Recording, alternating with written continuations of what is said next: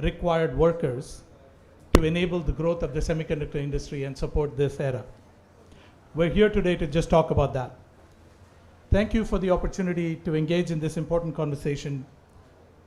We have experts here who can talk about how we build scalable, holistic workforce strategies to develop India's semiconductor ambitions. We extend a warm welcome to our guests today. I'll start with Sri Krishnanji, Secretary of METI. Thank you, sir, for joining us today. We know you're very busy, but if I may add, excellent job by the METI team and all of, we're very proud to be here at this event. It was a mind-blowing exhibition. For those of you who have not enjoyed the exhibition, I urge you. It has apparently been extended by a day. So I urge you to visit tomorrow if you get the chance to do so. You can visit till 8 p.m. today. You can visit till 8 p.m. today, says. Sir, thank you. Thank you, sir. We have also here with us David Freed, Corporate Vice President and leader of Lam Research's advanced analytical and simulation software business that supports the development of the semiconductor industry. We also have Mr. Paul Triolo. Mr. Paul Triolo is a partner and technology practice lead at the DGA Group, who graciously agreed to be a moderator for our panel discussion, which is to follow shortly. To set some context to both these sessions, 2025 was a great year. It was a great year for the India semiconductor industry as well. With the right focus of the government and thanks to the India Semiconductor Mission, years of policy vision are finally translating ambition into reality, and we're beginning to see the fruits of that now. And rightfully so, the government has expanded their focus beyond just wafer fabrication to the larger ecosystem, because we realize that it takes the whole village to make this happen. How do we ensure that we have the right talent, the research infrastructure, the technology expertise, the supply chain, all of the other things that it takes to support this sector? With the industry accelerating past $1 trillion, we at Lam recognize the importance of supporting a globally distributed, innovation-led ecosystem. We've been in India for 25 years, and we are committed to being a long-term partner and contributor to this. We have a state-of-the-art systems engineering lab for semiconductors in Bengaluru, which continues to grow and is significantly expanding India's contribution to the global industry. We are also making rapid progress in integrating India's supply chain into our global supply chain. But most importantly, we have taken big strides in supporting the development of the workforce in India, and David will talk about that a little bit more shortly. So I won't take any much more time, but I'll invite Secretary Krishnan to share a few of his remarks. Thank you.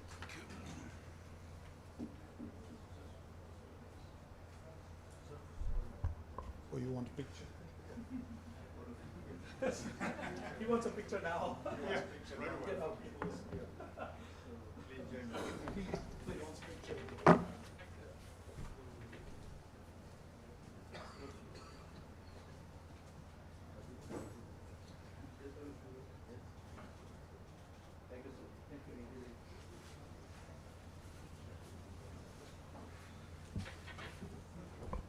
Part of the planning for many of these sessions included instructions that the picture of the panelists needs to be taken right in the beginning, so that if somebody goes missing midway through, they're not missed.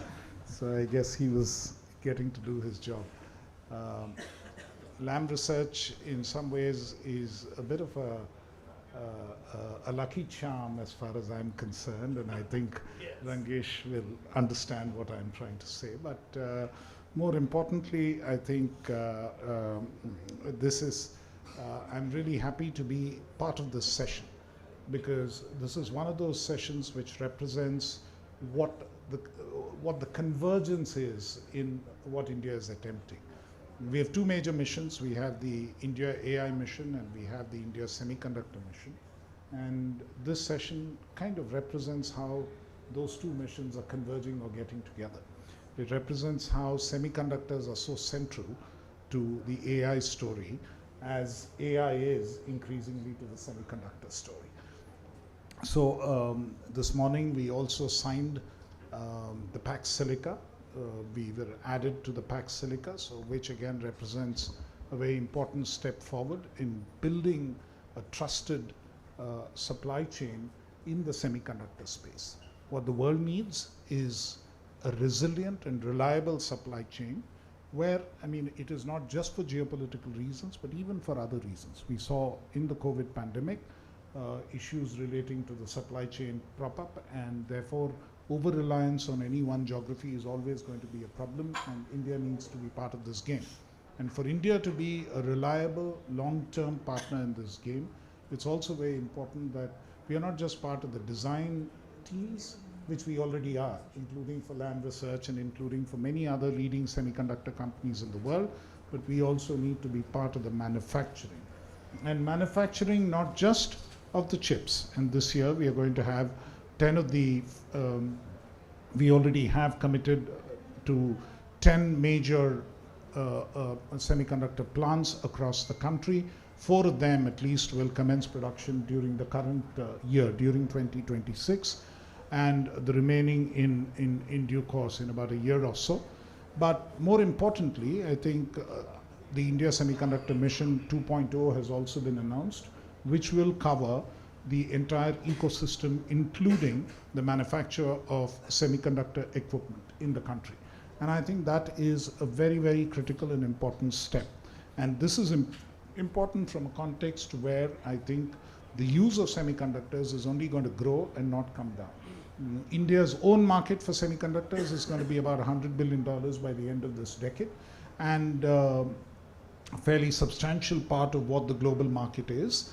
And we need to build capacity to actually cater to a significant part of this market, and in some senses also for export. Because, and the export part is important, not from the perspective of, not just from the perspective of being competitive and being efficient, because if you're not able to export, then it obviously means you're not competitive and efficient globally, but also because when you are part of a global supply chain, you're never going to manufacture everything in the chain. But you need to have a significantly important, and you need to be an indispensable part of it somewhere, so that you don't sort of get knocked out of it at somebody else's will. So it is, it's the way that this entire system works, it's the way the global value chain works, and that's where we are coming together in this entire space. And what Lam is doing in this space is extremely important. And equally, what's very important, if we are to do this kind of advanced manufacturing in the country, is actually the capacity building, to have the skills to do this. We keep talking about STEM skills in this country. We keep talking about the number of people who are, we have 20% of the semiconductor design team in the country, in the world. We also are recognized as having one of the largest talent pools for manufacturing, for AI in the world. Both of these are true. But where we lack is people in advanced manufacturing, in the actual manufacture of semiconductors. Where we lack is in the precision manufacturing of the equipment needed for semiconductors. And Lam Research and companies of that nature, in building the semiconductor ecosystem in this country, are looking to develop precisely that, the precision manufacture of semiconductor equipment. That means we will have to skill people in that space, we'll have to skill people in that line of work, and that's the real challenge that we will be facing in the next 5 years. As part of the India Semiconductor Mission, we've trained workers in fabs and in OSATs, not just in India, but in the semiconductor lab at Mohali, but also in Malaysia. We've trained people in Singapore, we've trained people in Taiwan, we've trained people in Europe, we've trained people in different parts of the world. And we will continue to do that, but we will also need more capacity to do it here. And training and research capacity being built by companies like Lam will have an important implication there, and the government will support those initiatives as part of the India Semiconductor Mission 2.0, and make sure that India becomes a key player in this space as well, and becomes a key partner in global supply chains. It's an investment that the world is making in India, which I can assure you will be paid back in no uncertain terms, in terms of building a resilient, trusted value chain for semiconductors for the world. And that's precisely what we are attempting to do through the series of initiatives. And today we can't any longer speak of AI without speaking of semiconductors, or vice versa, and which is why what LAM is doing and what we are attempting to do in terms of skill building in this critical space is so important, and which is why I'm extremely happy to be part of this event. And all strength to you in LAM. May you continue to be our lucky charm. Thank you.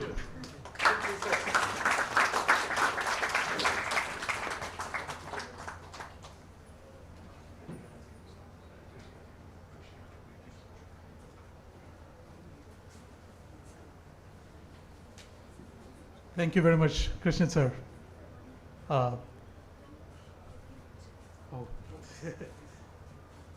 Deepa?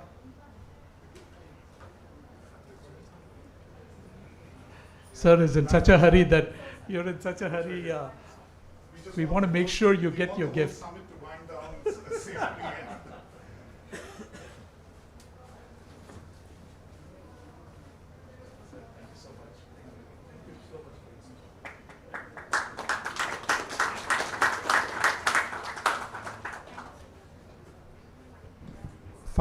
Okay. We are eagerly awaiting the arrival of Honorable Minister Vaishnavji. He is 5 minutes away, is what I'm just told. Minister Vaishnav has been instrumental in getting this industry where it is in India over the past few years. We look forward to his presence here shortly. And in the interim, I'd just like to invite David Fried to give a few comments. David is a leader of our global semiconductor modeling and workforce development organization called Semiverse Solutions. David has played a key role in building India's workforce training on advanced semiconductor manufacturing. He'll give a few words about that. Thank you.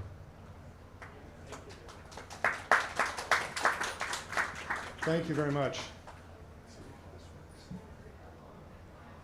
Okay, clicker doesn't. Oh, there it does. All right, so thank you very much. I'm really honored to be here at this event. It's mind-boggling in its scale and in the amount of technology that's being displayed here. I want to bring this event sort of to a focus. I'll talk a little bit about AI and semiconductors, how they're so intertwined, and I'll talk a little bit about how we're focusing intensely here in India on workforce development in this area.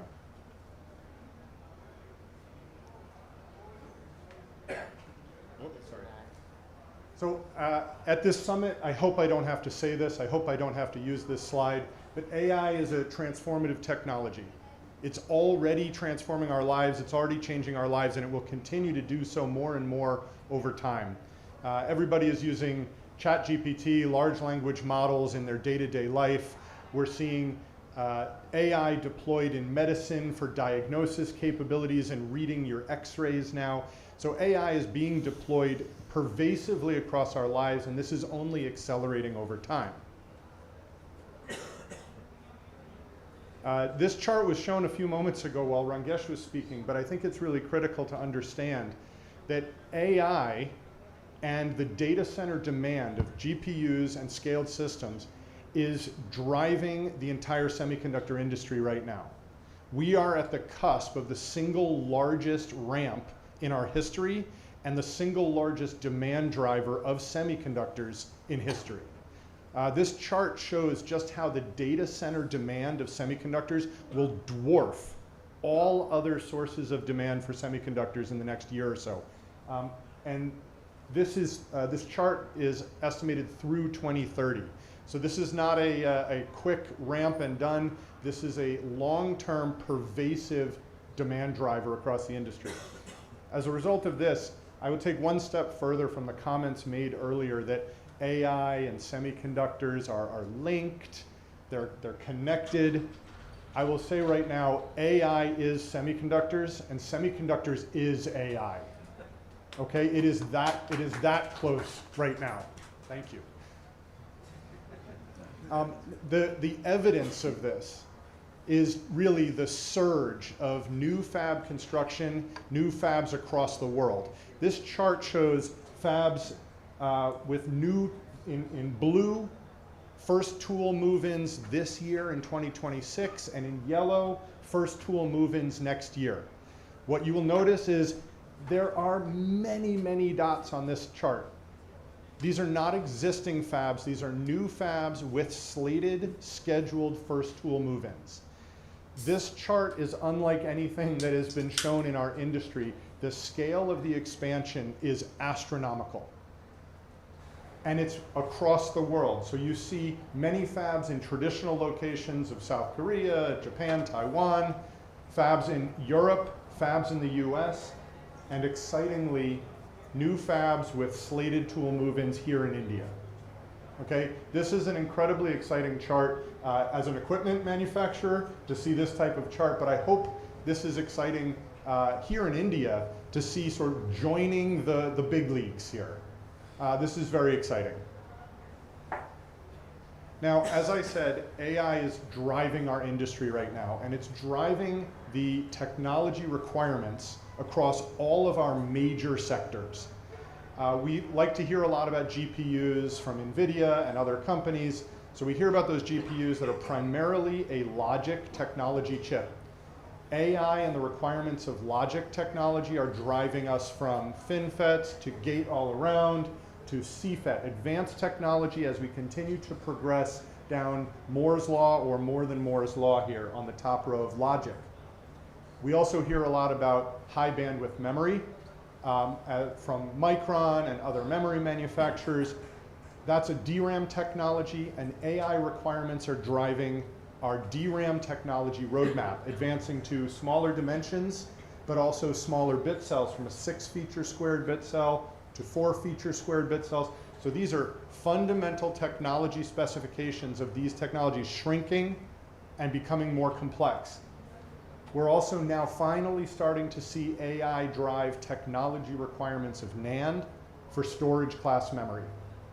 Again, we've gone to 3D NAND several years ago, and we're seeing multi-tiered stacked 3D NAND to get higher density, larger storage class memory to support AI. When we in the semiconductor industry talk about logic, DRAM, and NAND, that's more than 75% of the silicon produced on the planet every year. These are the 3 major market streams, and AI and the requirements of AI are driving all 3 of them. Now, Lam Research, hopefully you've gotten to know us a little bit better. Lam Research is a global leader in wafer fabrication. We are now the 2nd largest, behind ASML only, the 2nd largest wafer fabrication equipment company in the world. We provide upwards of 20% of all of the equipment that go into wafer fabs globally, across all of those major sectors and more. We specialize in deposition and etch technologies, and as these technologies, as I showed previously, go from FinFET to gate-all-around to CFET, or from DRAM 6F squared to 4F squared, as those technologies get more complex and more 3D, they are more heavily reliant on deposition and etch technologies from Lam Research. Now, the problems, the technology development, they're getting more and more difficult every year. And so here's another connection back to AI. The roadmaps, those technology roadmaps are accelerating, and the complexity of technology is getting staggering. Everybody talks about Moore's Law. Hopefully people are familiar with Moore's Law, that every 18 months the density of transistors on products double. We talk about Lam's Law. At exactly the same rate, every 18 months the number of parameters on these process tools doubles. The number of possible recipe combinations on our equipment goes up. So the complexity that goes along with Moore's Law is accelerating radically. I'd like to show this chart. The number of possible recipes you can run on one of our more advanced etch tools right now is on the order of 10 to the 21st. Okay? And we're asking our process engineers to develop the right recipe to deliver to our customers on that tool. That level of complexity, with that many different options, it's way beyond technology that a human can handle alone in their own mind. And the stakes are getting higher. The cost of R&D, the cost of building the fabs are getting higher and higher. So we have to solve these problems faster. The way we address solving these problems is with AI. Okay? We are working heavily in the Semiverse Solutions division, my division of Lam, to develop digital twin technology across many different layers, at the device scale, the transistor level, at the reactor scale, our chambers, at the full equipment scale, even the fab scale.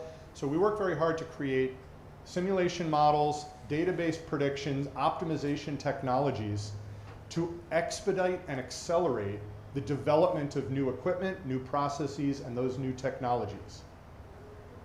So just to put some real specific examples here, when we talk about an equipment scale digital twin, obviously we're designing the equipment digitally with digital design tools, computational design tools.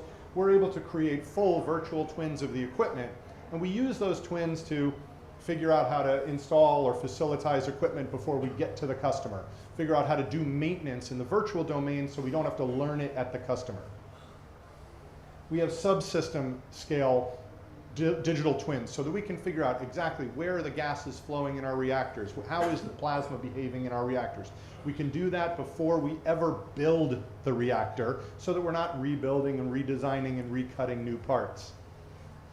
We also have feature scale virtual twins where we can understand the process and how our customers will implement that process in their technology. This allows us to better develop recipes on our tools for optimal yield at the customer.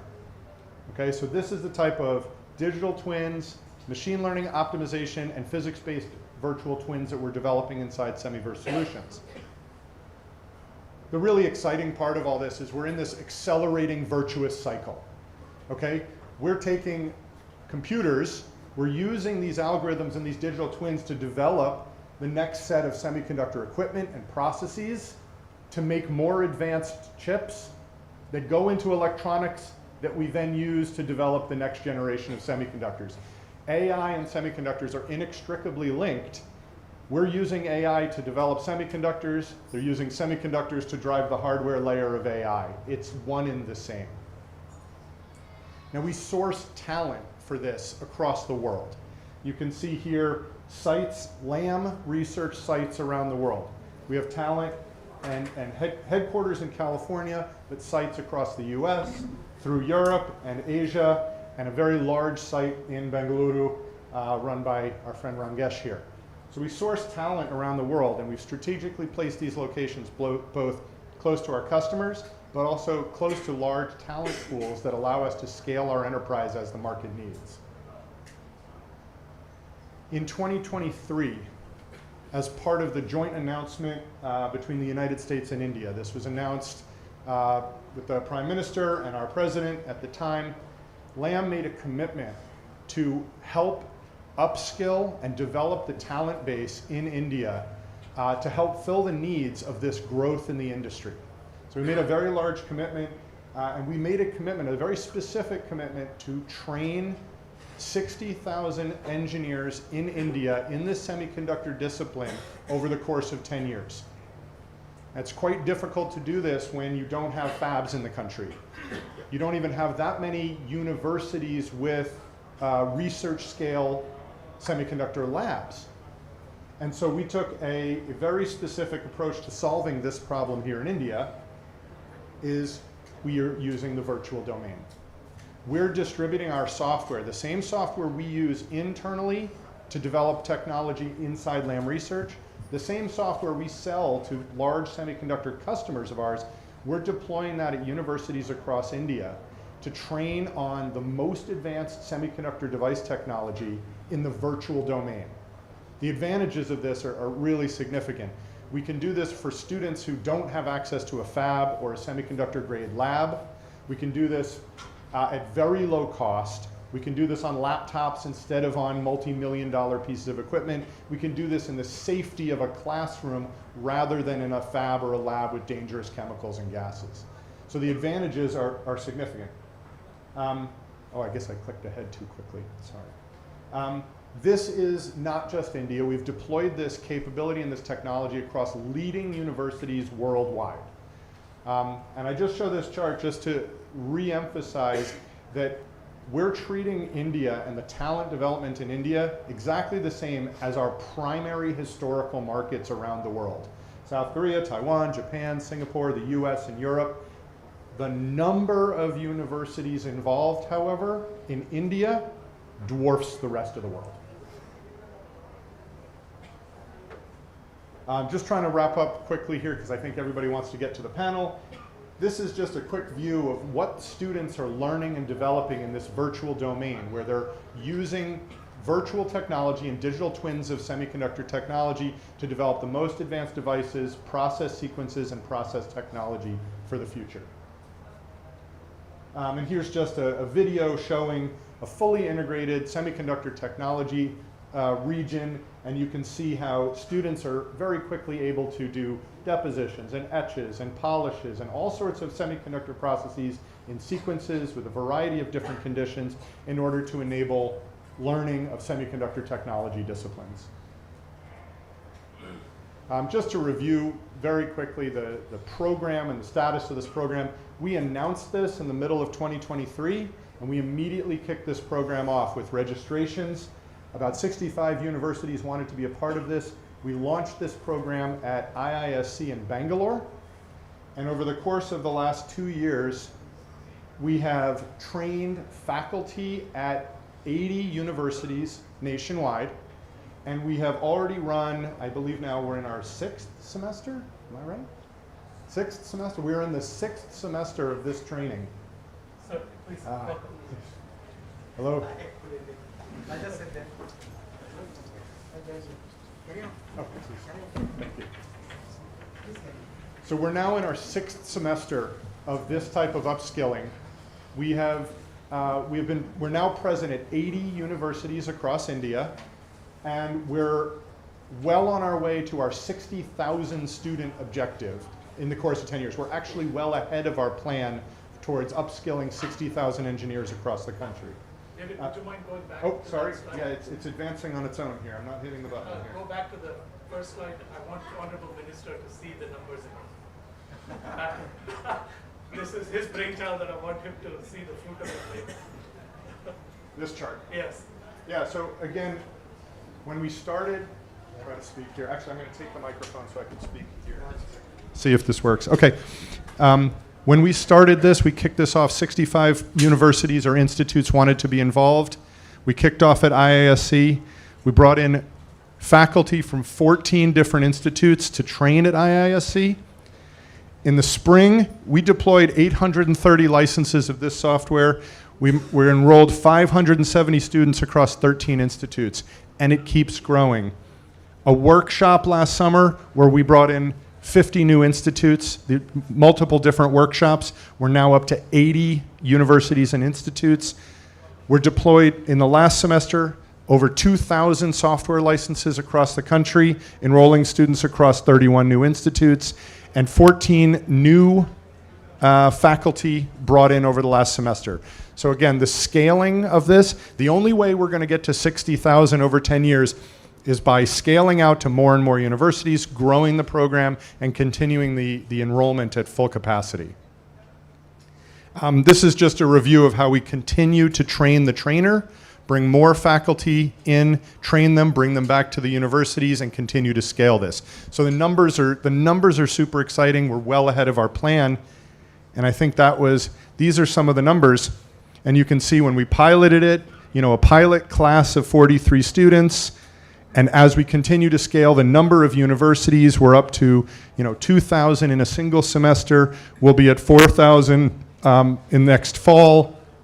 And you can see our cumulative numbers are going up to 60K. We're close to 2 years ahead of plan if you trace the trajectory all the way out. And I will say I'm excited to be here in the north of the country. We obviously kicked this program off at IISc in the south of the country, and you can see the number of universities where we're present is a little bit more heavily weighted to the south. And part of our main mission, and our drive now is to start filling those numbers larger across the north and the rest of the country to really drive the expansion of this upskilling, reach those target numbers, but really drive talent for the entire ecosystem. Not just driving new hires for LAM, but new hires for all of the companies, be they fabs or metrology, inspection, even design. And so the objective here is really to drive across the country for full scaling of our talent development. So with that, I'll wrap up. Thank you very much for your attention, and I think we'll kick off our panel pretty soon. Okay. I'm sorry. Thank you very much, David. Welcome, sir. It's a pleasure to see you again. We know you're very busy, and this is one of the marquee events for the country of the whole year. The scale and the impression of this event is mind-boggling, truly, at the scale that we have been able to do it. So congratulations to you, sir, and the team for inspiring us with the exhibits that we saw today were amazing. And it speaks to the potential of AI. It also speaks to the importance of the semiconductor industry to enable this transition and the role that companies like Lam play in that. And we are very grateful to you, sir, for your support. You've always been very supportive of us in our journey here, and you continue to be. So we'd like to hear from you a few remarks. We know you're a very busy person, so we'd appreciate it. Thank you.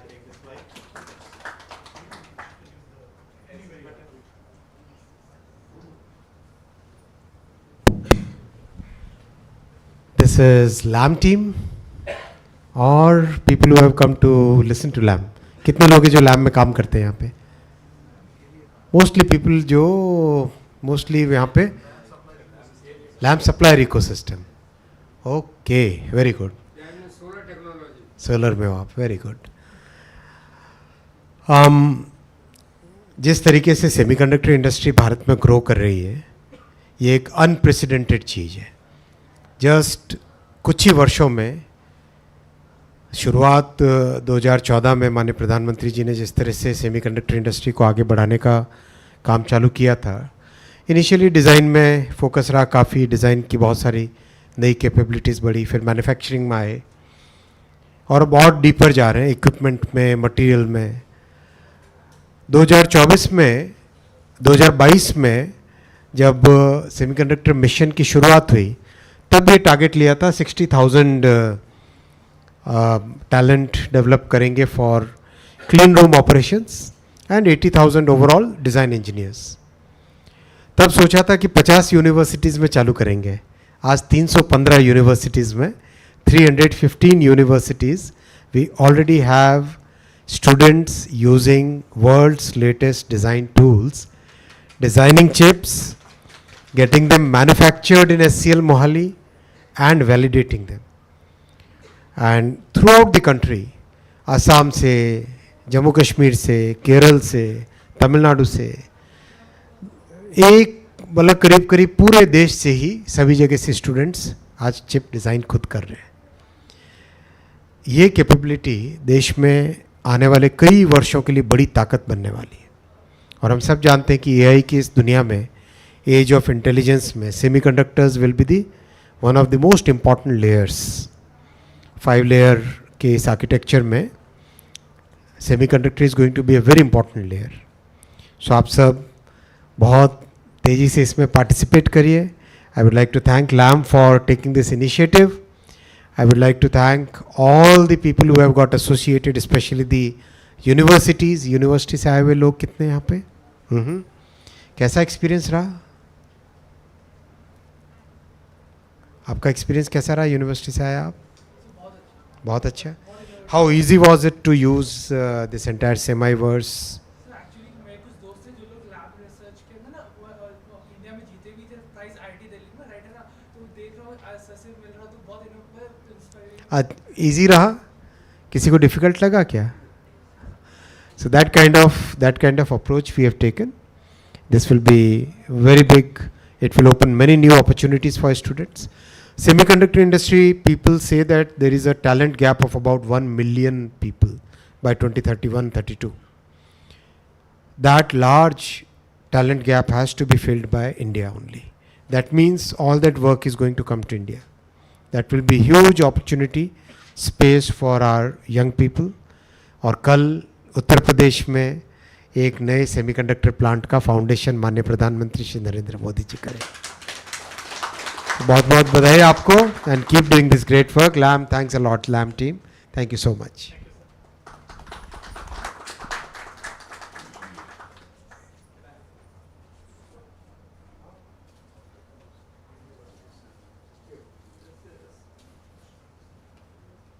As you know, sir, we are in the business of deposition and etching.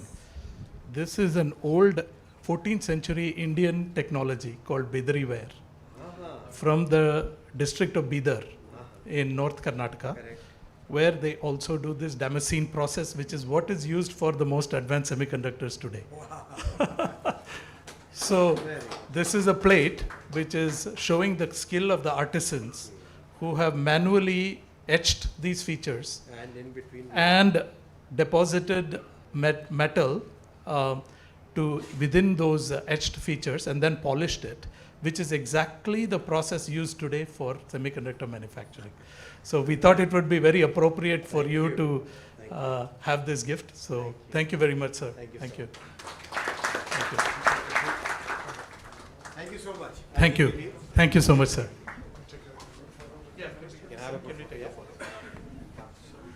Come on.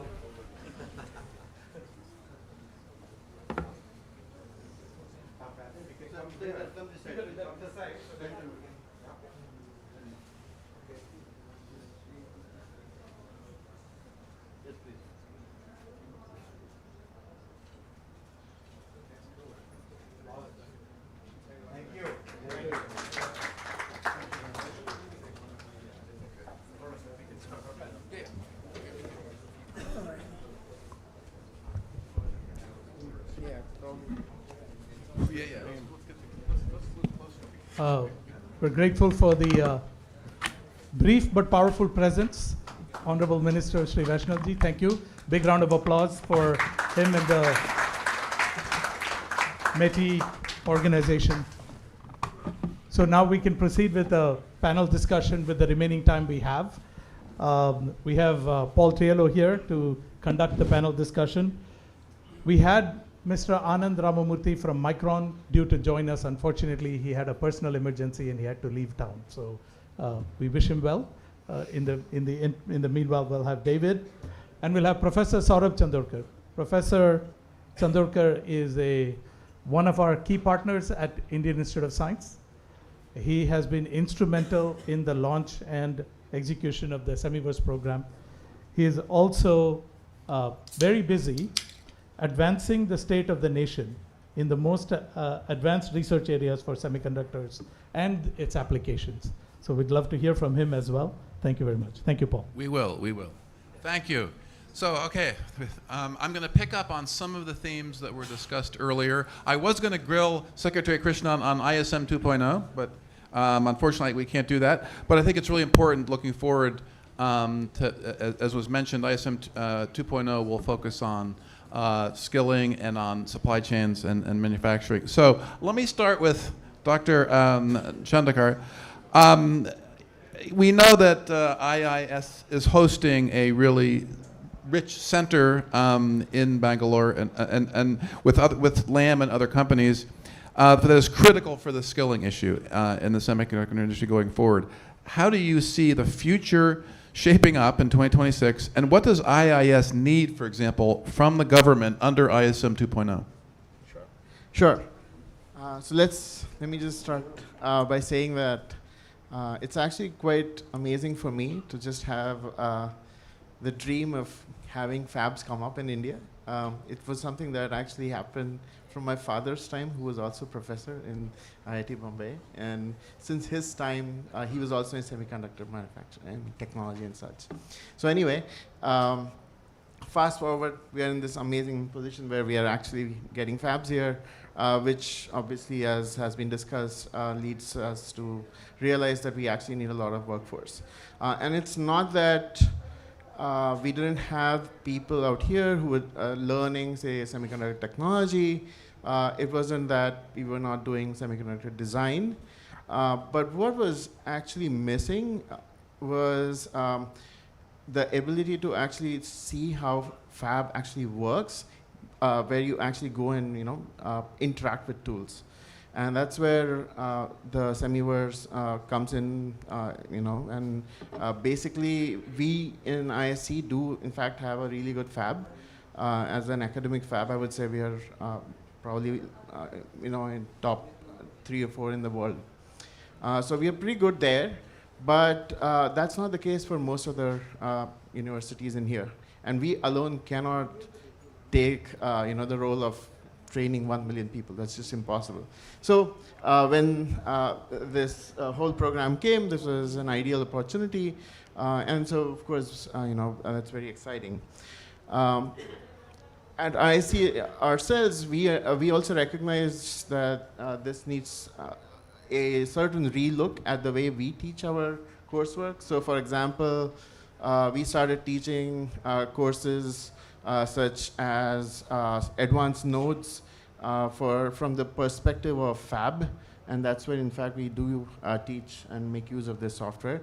And I, for example, teach SPC, which is basically process control. How does one do that? And those are kinds of things that are actually really required for fab. And so the way I see it is, I think the foundation has been laid down, and I am sure that if this continues along with the support of the government, I'm sure we'll do just fine. But the ask is not small, by the way. If you just look at, it's not just that once you get trained in on tools like this that you become really actually immediately ready to go and start working in the fabs. That's not the case. And what needs to be therefore understood is that there is a second layer of hands-on training that needs to happen. We ourselves, in fact, have started, we have a training fab that's currently getting established. And this needs to happen across India far more. We already do these kinds of programs called INUP, where people come from all around India and do some sort of fab in our fabs. But this would be more intended towards training. And so we are gearing ourselves up for that. And I think this needs to happen everywhere else where more fabs need to come up and shore this up. Great. No, this is great. So, I mean, as we've heard, I think this integration of government support for both the academic piece of this and the industry piece is really important. A really important three-way relationship. So I'm going to go back to David, who with a great presentation on Semiverse, and say, I mean, you know, LAM is, as I think everybody understands, is such a critical part of the supply chain. I mean, you know, no LAM, no semiconductors, right?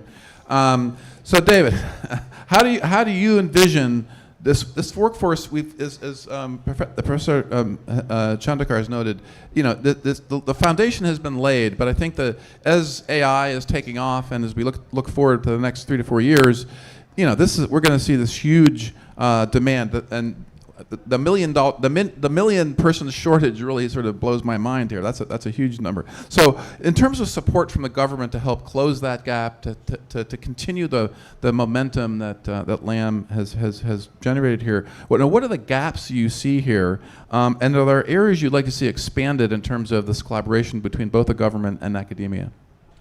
Okay, so I'll start just thinking about the gaps, right? This million-person gap. I think it's important to recognize that gap is not a single type of person, a single type of skill, right? There's gaps across the entire ecosystem. And that ecosystem spans from, even just from LAM's perspective, field service engineers who maintain the tools in the lab and in the fab, all the way to process engineers, process developers, equipment engineers. And then if you expand out to the rest of the ecosystem, our customers, they will have demands in metrology engineers. They will have demands in device engineers, simulation and reliability. So the span of disciplines that make up that million-person gap is very, very broad, okay? And so one of the things that we tend to focus more on developing talent and a talent pipeline rather than just educating on individual skills. And I think that's super important for the future of semiconductors in India, that we focus on broad talent. And I actually want to touch a word that you said. I think you said it 5 different times in your response, Professor. Use the word understand.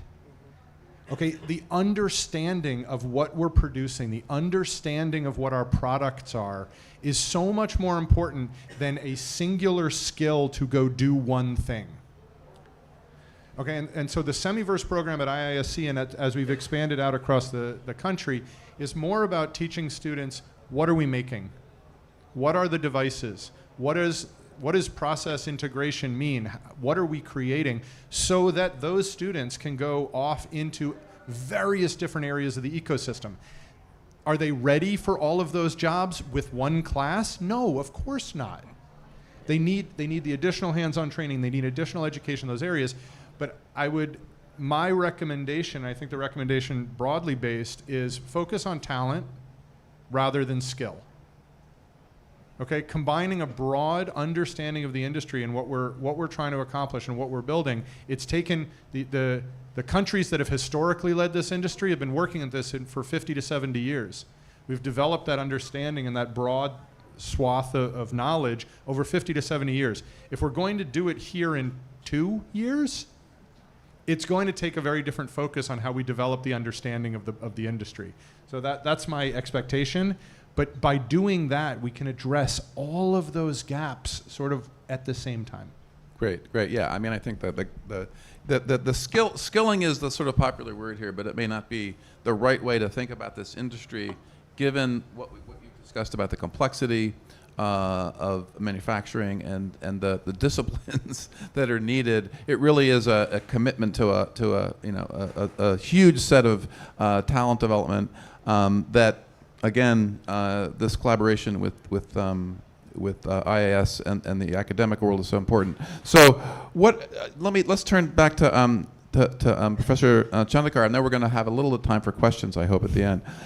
What is IIS? So I've talked about what is IIS looking for from the government. What is IIS looking for the industry as we enter, particularly think in terms of ISM 2.0, which I think is really important. We may not know all the details. And then are there areas where things can be improved or streamlined? And what are the challenges? Because this is, as we know, that now this is a complex process.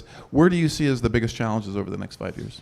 Right. So from the industry, some of the things that we already are actually in a process of talking with industry in this regard, which is, he just mentioned right now that you don't necessarily have to focus on one particular skill, but still making the coursework tailored towards what is actually essential for some of the skills that are needed is something that needs to happen. And so as an example, we recently started a course for just giving hands-on training to students, people working in labs, on how do pressure gauges work, how do you build PNID systems. Those are the kinds of things that, for example, he just talked about how you need to be able to maintain tools. And that's the kind of training that we are, in fact, giving in our own courses as well. In fact, one of the rather interesting ways in which ISC is currently sort of providing service to the industry is by just training our own 50-odd employees who work in our fabs. Those actually are surprisingly in demand, are immensely in demand, and it's very hard for us to keep them in. So what we would like more from industry is maybe more of this kind of hand-holding. So for example, we talked with Lam and did this together with them. This needs to actually sort of grow across.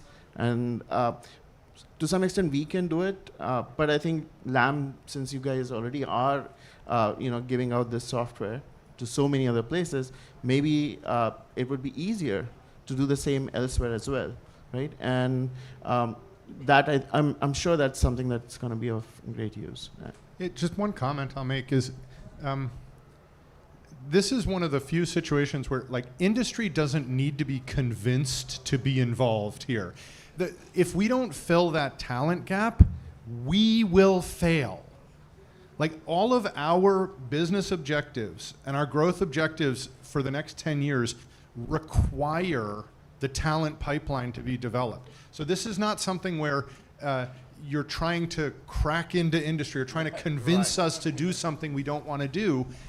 We fail if this doesn't happen. Fair. Okay? And so and I think it's like one of these examples where we have mutually perfectly aligned objectives. And so we're trying, I've had meetings for the last 2 days with different ministers and different agencies here in India where we're trying to find the ways we can be more involved. One way, I hope I'm not ruining any surprise or anything, an idea that came up over the last couple of days is faculty fellowships at these companies, right? If we could take the faculty and give them a job, if we can figure out a way to get that funded, give a faculty a job for 6 to 9 months inside our companies, in the industry, and really drive more industry relevant knowledge to the faculty, to the universities. I think this is a brilliant idea. And we're going to try to pursue this. And this idea only comes when we sit down at the table and we start talking. What do the universities need? What do we need? What can we provide? How do we make this work? But this is, nobody needs to convince us. We Right. need this to happen. Right. Yeah, along the same lines, maybe more projects that these students do for PhD, if they are aligned with not just LAM, actually, all the entire. No, just LAM. ecosystem. Just LAM. Just land. Yeah, so I think that would really work out, and I think that's kind of important. And I truly believe that unless you do projects along the lines of something like which is aligned with industry, it's not necessarily. He did say that you did say that talent matters, but I think the fact that we have small time window actually means that we don't have as much time as, for example, as an example, I myself did my PhD in MEMS, and in industry when I joined Intel, I started out with no knowledge of all the SPC stuff, no knowledge of how they do the stuff on the floor and whatnot. But I had to learn it, and I had enough time. I had no problems. This is not the case here. They're gonna have so, for example. Sure enough, now once Tata starts their fab, they're going to quickly find out how hard it really is, how quickly and how often you fail, and how it's important to pick yourselves up and to move forward. And I think that's something that PhDs, for example, have a lot in them, sort of built into them, because they fail and mostly just fail and then eventually succeed at some point. And so I think that's another thing that probably needs to happen at a bigger scale within India, where more PhDs now also start looking into these kinds of jobs and just sort of having at least some bent towards them. So that would be a thing. Okay, and I think it's important that having the fact that there's going to be fabs. I mean, Japan is going through a similar thing, right? Where for a long time they weren't doing advanced logic, and now that's one of the reasons they attracted TSMC to come to build a fab. And now within the academic sector, there's a lot of interest in hardware engineering because it's a hard discipline. But at the end of the day, if the country is building fabs and there's a need for engineers, then that makes it more attractive because it has to be. So that's part of the whole ecosystem building. Yeah, I was just going to say, I think I joke around that I only want LAM, to benefit from this, right? But I think we're seeing other companies in the industry follow us. Obviously, LAM is leading this effort. Obviously, LAM is benefiting from this already, right? We're already seeing the talent pipeline develop. We're scaling the team in Bangalore. We're already getting the benefits from this. And so because of that, our competitors, but also our partner companies have started doing the same. And so I think we are seeing, I can say ASML, they're not a competitor, they're a very good partner. We work with them very closely. That we see them following suit. They're jumping in and trying to do some of the same things that we're doing here in India because, again, their business objectives are reliant on closing that talent gap. So I do think we're seeing Now, I'm very, very proud of Lam. I'm very proud that we're leading this, that we're out in front. But I'm also very proud to see the rest of the industry jumping in, copying what we're doing, because we all need it to happen. Great. Do we want to take a couple questions from the audience? Okay, wow, we got a lot of them. Okay, let's go over here. Okay. Yeah, we need a mic here, sorry. Thank you very much, Chairman. I'm Harish Kumar from CSTV, Access to Energy Systems. Question, सबसे पहले तो मैं मंत्री महोदय को धन्यवाद दूँगा कि he have a very good startup in the semiconductor industries in India. So the question is how to make a skilling India, energizing India. Skilling India, and there are two questions. How to make the lamp research, make a skilling activity like in wafer development, wafer in solar technology. The solar cells and solar module came from the wafers. So there is no unit of any kind in India on wafer development. So there is any program on wafer development for the solar manufacturing, solar cell manufacturing, and marketing in India, not import anything. I don't know if you want to take that. Do you want to take the question, or should I? You want to lead? Go ahead and lead off. Yeah. So I can actually answer to some extent when I'll let him take over from there. Actually, there are efforts going on in India for, in fact, polycrystalline silicon growth for wafers, and that's something that is coming up. I won't reveal because I don't know exactly if they want to reveal yet, but it's a big company. They will be bringing it in. So it's happening. It's going to happen. So.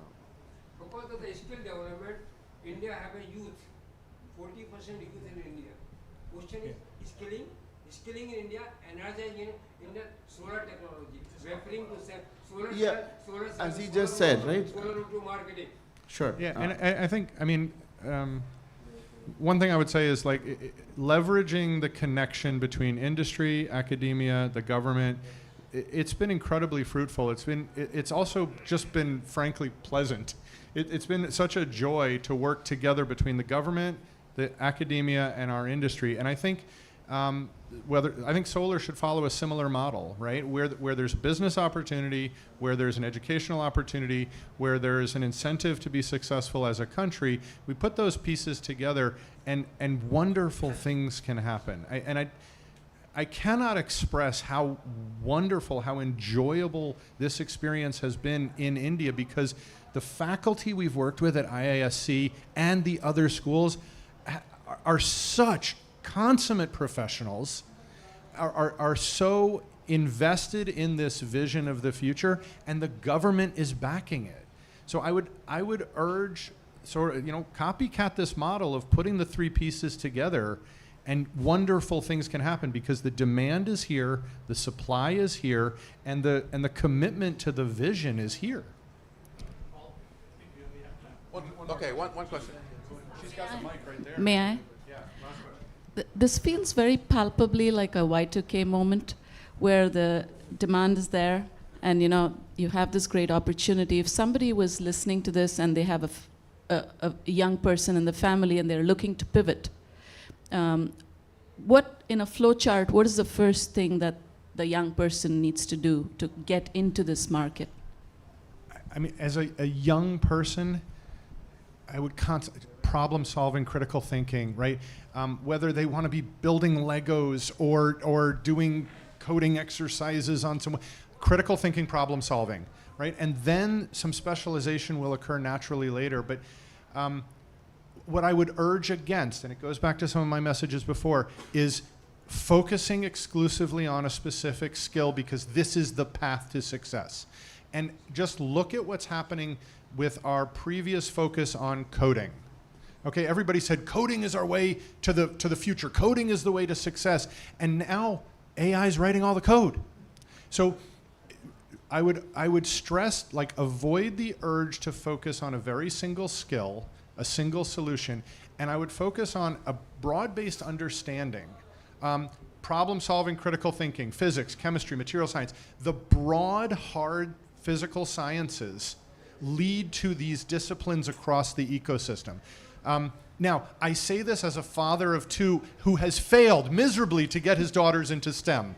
But I tried. I tried really, really hard, and I think that's where the kids, that's where the talent is going to come from, by thinking broadly, by thinking about thinking critically, and thinking about problem solving, rather than picking one skill to get very good at. Thank you. I got my daughter into chemical engineering stuff. Just a minute. Sir, I have one intervention directly to you, David. Sorry, After listening sir. to you with rapt attention, Excuse me. I would come to know that about the talent. I was a student of English literature of Calcutta University 30 years ago. There is a very famous essay by T.S. Eliot where he mentioned about tradition and individual talent. It is the talent pool which matters a lot. I have a specific question with respect to optimization, which you mentioned, about that semiconductor is AI, AI is semiconductor, and its optimization policy, and it says that, could you just please just highlight as much as possible. All right, well, that'll be our last question. So, The interesting thing, I think, again, optimization and some of these technologies have to be really discipline focused. And so when we're doing R&D, we're in a small data environment. We don't have a lot of data. Optimization isn't very helpful.